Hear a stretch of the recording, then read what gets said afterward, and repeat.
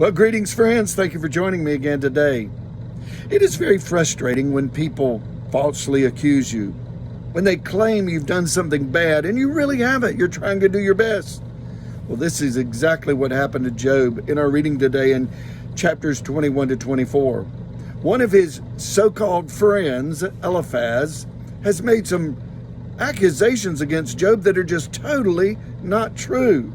I was thinking, why was he hanging with such a bad person if he really believed this? Why was he called a friend? But this so-called friend accuses Job in verse number 5 of chapter 22 that he accuses him of doing evil.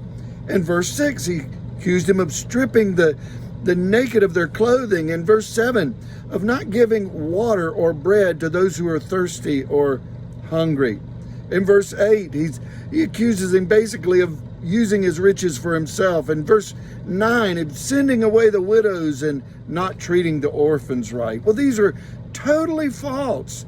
And in addition to Job struggling physically and losing everything he has and his children, he's now having to contend with a bad name, of this man accusing him of a bad name. Well, I think about Jesus' words over on the Sermon on the Mount, Luke's version, in chapter number 6 of the book of Luke, verse 22. Blessed or happy are you when people hate you, and when they exclude you and revile you and spurn your name as evil on account of the Son of Man. And that's exactly what is happening with Job.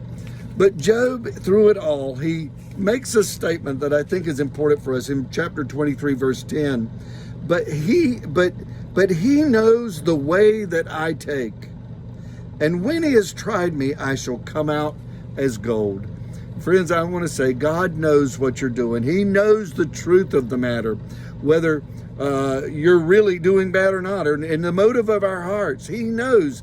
And I say to you that regardless of all the things that are said about Christians and about believers and about you perhaps of trying to live a good and holy life, God knows. And let us not fret. Let us not have anxieties about the accusations that are thrown against us. But when we're tried, we know if we'll hold on to his hand, we'll come through and be as pure gold. Just like we know Job in the end. Hang with us. Keep reading. We're going to find he's going to come out as pure gold. God bless you. Have a wonderful day. Bye-bye.